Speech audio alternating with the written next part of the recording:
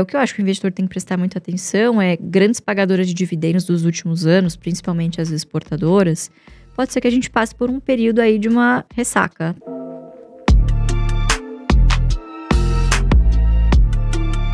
Mas para esse ano, quais empresas você acha que, falando em dividendos, tem uma boa expectativa?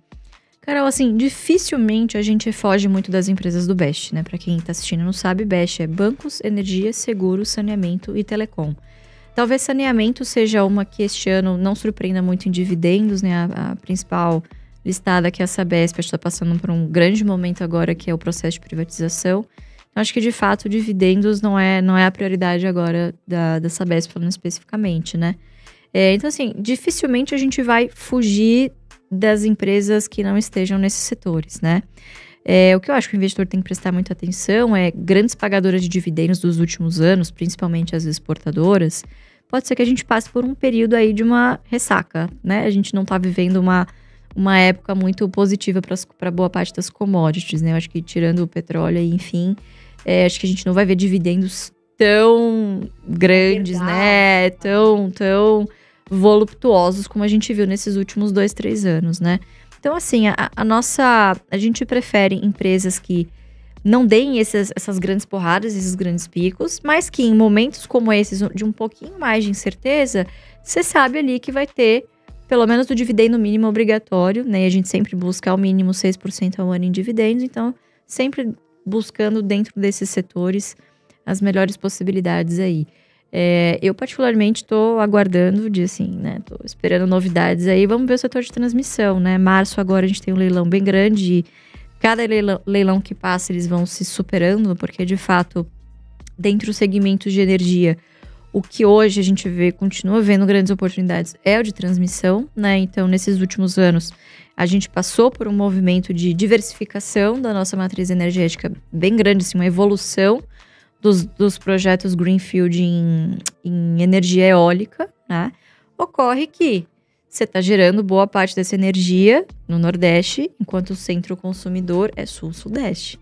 Então, você precisa, de alguma maneira, transmitir, ou seja, transportar do ponto A para o ponto B, né? Então, a gente tem ainda grandes oportunidades aí no setor de transmissão. Vamos acompanhar o leilão aí, né? E sempre tem algumas outras notícias que podem... que sempre permeiam esse tipo de ação, né? Que, assim, não são notícias novas, mas são velhas notícias, né? Que acabam sempre ressurgindo. Então, tem sempre aquele medo, aquela insegurança dos investidores em relação à alavancagem, por exemplo, da Taesa, da TRPL. Na Isacetep tem também aquela questão que ainda paira sobre a possibilidade da Eletrobras conseguir liberar as garantias, ou seja, liberar a sua posição na TRPL e vender isso para um terceiro, né? Então, da última vez que essa notícia apareceu, acabou não se concretizando, mas da última vez que essa notícia apareceu, o papel despencou, né? Veio para baixo dos R$22. Então, esperamos ansiosamente, o jacaré tá de boca aberta aí, continuamos de olho no setor de transmissão. Então, sem novidades aí nos setores. Suas preferências seriam Taesa e Transmissão Paulista? Taesa e Transmissão Paulista. Agora, falando... Eu sempre respondo os seguidores quando eles me perguntam assim, Lu, André, quais ações, assim, para minha aposentadoria, né? Uhum. Aí eu sempre respondo, olha, imagine você, né, e se faça uma pergunta, quais ações que vão aí sobreviver 20, 30, 40 anos olhando o cenário de hoje, né? Na sua opinião, você pode citar 3 ações, a gente sempre tem aqui a nossa listinha, que você acredita ser boas ações para se aposentar? Engraçado isso, né? Porque mesmo se vocês fizerem essa pergunta pro Fábio, pro Jean, pro Felipe, vai aparecer 3 opções diferentes, né? Uhum. Então é engraçado porque essa questão de qualidade, né, que você vê nos ativos é uma questão muito pessoal, né? Então, uma das que eu vou dizer aqui pode parecer meio polêmica, mas Banco do Brasil, por exemplo. Óbvio, no Brasil é difícil você cravar as coisas em pedra, que esse tipo de previsão acaba envelhecendo mal, né? Mas o Banco do Brasil, por exemplo, é dificilmente uma empresa que a gente poderia deixar quebrar, por exemplo, né? Apesar de que várias pessoas poderiam virar e dizer, mas veja bem, é uma empresa de economia mista, né? Tem a União lá, não pode ter uma interferência. Claro, sempre vai ser uma questão que vai pairar, mas obviamente você consegue mitigar o seu risco adicionando uma margem de segurança no seu preço teto ali, um preço que você se sinta seguro. Então, acho que Banco do Brasil seria uma delas, né? Eu acho que é um banco que vem surpreendendo, assim. Eu acho que a gente jamais imaginou, falando de mercado, que comentando o Banco do Brasil, pau a pau ali com seus principais players privados, né? Sim. Jamais imaginamos um Banco do Brasil dando um ROI acima de 20%. E é a segunda empresa mais antiga do Brasil, né? Se eu não me engano. Perde apenas para os Correios. Eu acho que sim, certamente tem mais de 200 anos. 1808. Mais de 200 anos. É uma história, viu? Enciclopédia, Carol Dias. É, isso aí. Não, mas é que eu li, também gosto. E outras duas, Lu? Porque um dos meninos vieram aqui e falaram bebê seguridade. Ah, então já roubaram a minha? Caramba! Eu ia falar justamente isso. Eu acho que bebê seguridade também tem um componente perenidade muito forte, né? Primeiro porque você tem exposição no setor que é o coração do Brasil, o coração do nosso PIB, que é o agro. Então, não necessariamente para você investir no agro, você precisa investir diretamente na atividade do agro. Claro, também tem seus altos e baixos. A gente está falando de commodities aqui. Mas tem outras coisas muito importantes que são base do agro, que sem isso, obviamente, esse segmento também não se desenvolve. Então, a BB Seguridade está intimamente ligada, por exemplo, com a oferta de seguro rural. São muito fortes nisso, né? Tem um market share bem elevado no seguro rural. Então, vejo muitas qualidades na BB Seguridade. De novo, né? Podem argumentar, pô, mas a BB Seguridade não é a mesma coisa que você investir no Banco do Brasil? Não, né? Você tem poucos incentivos para você ter essa mão pesada do Estado sobre uma empresa de seguros, por exemplo, que é um setor altamente regulado. Você tem pouquíssima margem de manobra para você fazer qualquer... Desculpa, gente, a gente tá ao vivo, vai sair um palavrãozinho ou outro aqui, qualquer cagada que você queira fazer ali. É depois muito difícil de você corrigir a rota, né? Então, é um setor altamente regulado, é um setor que funciona como um pêndulo, né? Que eu quero dizer, quando a taxa de juros está alta, essas empresas funcionam como grandes tesourarias. Então, você tem ali grandes ganhos com receitas financeiras. Por outro lado, quando o PIB está pujante, quando a atividade econômica está favorável, você tem ali um ganho de receita mais considerável com a parte de emissão de prêmios, né? Então, você fica... Não tem tempo ruim, entendeu? Obviamente, tem que se controlar a sinistralidade, sempre estar de olho ali nas garantias, enfim, todas as regras ali de SUSEP. Mas é um setor, e acho que das empresas do setor é sem dúvida nenhuma a minha favorita, continua sendo a minha maior posição. Sou fã girl aí da BB Seguridade, não estou, faz um tempo que eu não compro, mas eu acho que é uma daquelas empresas que sempre que você revisita o case, você entende o porquê dela estar na carteira, entende? Com um parágrafo você define muito facilmente o que a empresa faz. E eu acho que terceiro, vou ser repetitiva aqui, eu acho que Taesa, eu acho que é uma excelente empresa para quem tá não só para quem tá começando, mas para quem busca essa estratégia, é muito importante que você tenha não só a frequência da distribuição de dividendos, e o histórico para isso é muito importante, você precisa da previsibilidade.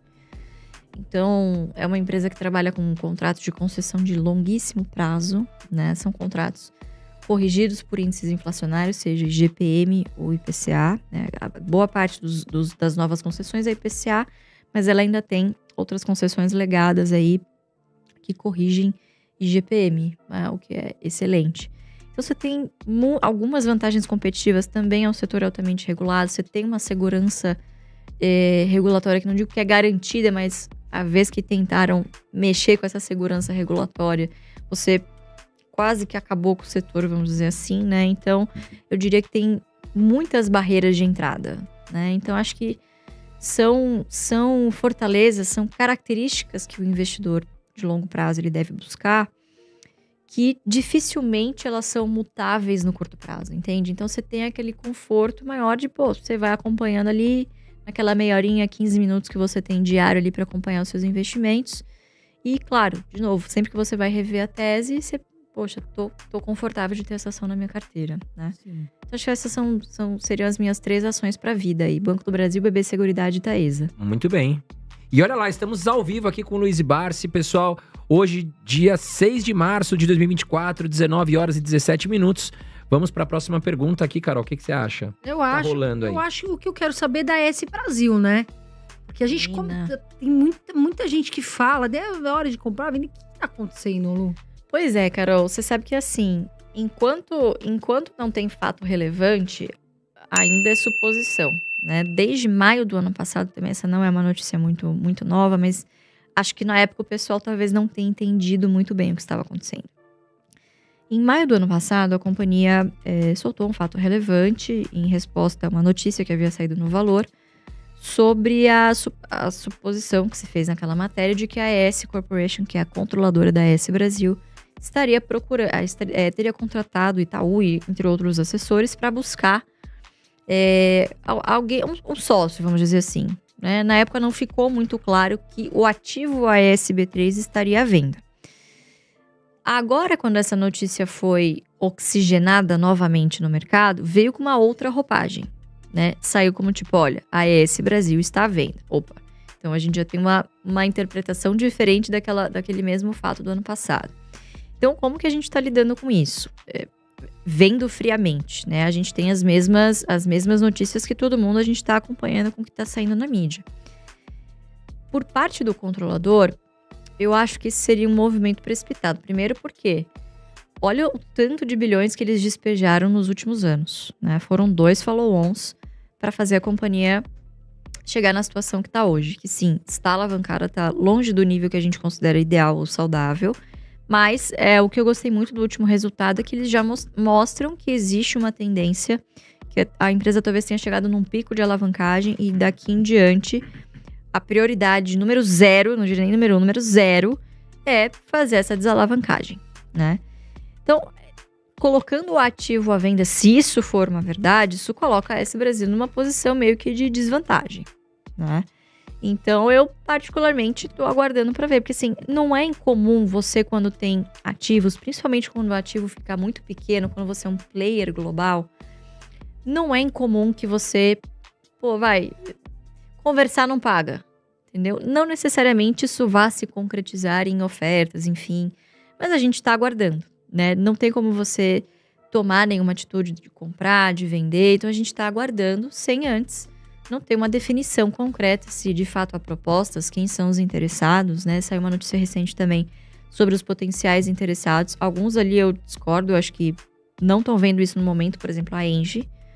Assisti uma entrevista recente do CEO da Engie dizendo, olha, vendemos a 15% da TAG e a nossa prioridade, olha, desalavancamos e com esse caixa a nossa prioridade agora é transmissão. Não é olhar para a geração nesse momento, né? Assim, o PLD, que é o preço de liquidação hora, não está num patamar que traga TIRs, que traga taxas de retorno interessante para fazer esse tipo de investimento, enfim, então não estamos olhando. Então, assim, enquanto não sair um fato relevante, concreto, da empresa dizendo, olha, temos uma oferta, a gente não vai fazer nada, porque não tem nada de concreto. Você não sabe quais são os termos pode ser, inclusive, nenhuma venda. Pode ser uma fusão com troca de ações. Entende? Então, ainda é muito incerto para a gente proferir um diagnóstico, se é para comprar, se é para vender. A gente está mantendo a ação na carteira, né? É uma ação bem importante na carteira do Barsi. Eu até fiz uma comprinha, pra ser bem honesta. Caiu dos 10,20, eu falei, gente, não é possível. E fiz aquilo que eu digo, o aportezinho de manutenção. Aquele que não vai doer, mas é só para dar um belisquete lá pro jacaré não morrer de fome. Não morrer de jejum intermitente, né? Legal. Lu, e pensando em crescimento, olhando para o cenário de hoje, 2024, quais ações estão chamando a atenção sua, no caso, do pessoal do AGF? É que são opiniões muito divergentes, mas na opinião da Luiz Barsi. Legal. Sempre que a gente fala de crescimento, falando de AGF, é sempre o crescimento aliado a empresas que ainda distribuam pelo menos 6% ao ano em dividendos para seus acionistas, tá? Falando aqui de fatos públicos, né, de Klabin. Estou em período de silêncio na Klabin, mas já são dados públicos, então me sinto confortável em falar. Klabin continua sendo a ação de crescimento da carteira do Barsi aí nos últimos 40 anos, vamos dizer assim. E eu digo isso porque é uma empresa que acho que tem bons controladores, são controladores que merecem o benefício da dúvida, né? Sempre que o mercado... É normal que o mercado, que os acionistas questionem, enfim. Eu acho que a última prova disso foi agora essa aquisição do Projeto Caeté. Não sei se vocês estão acompanhando, mas é um ativo florestal incrível, irreplicável, nas proximidades, ou seja, tem ali um raio em volta das plantas da Klabin, lá no Paraná, que são, assim, fantásticos, sabe? Então, tem várias sinergias em custo-caixa, questões logísticas extremamente importantes, né? E coloca a companhia num patamar bastante favorável, vamos dizer assim, de autossuficiência de madeira, né? Depender menos de madeira de terceiros. Então, tudo isso, pessoal, é público, saiu agora em dezembro, né? Tem todo o material do Projeto Caetê, um projeto fantástico. Então, acho que olhando para um período um pouco mais curto, médio prazo, né? A gente tem um cenário da celulose que, a gente saiu de últimos 15, 18 meses que foram calamitosos, né? Para craft, para celulose, enfim. Então, a tendência agora é que, passado esse vale, a gente tem uma recuperaçãozinha aí da commodity, né?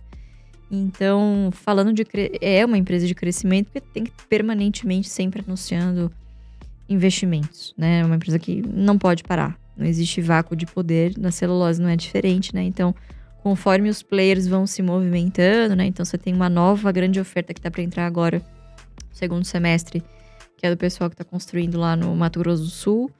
Então, a empresa tem que sempre movimentar ali as peças do jogo, obviamente, dado o cenário que vai se delineando, né? Que são investimentos que são pensados com anos e anos de antecedência, né?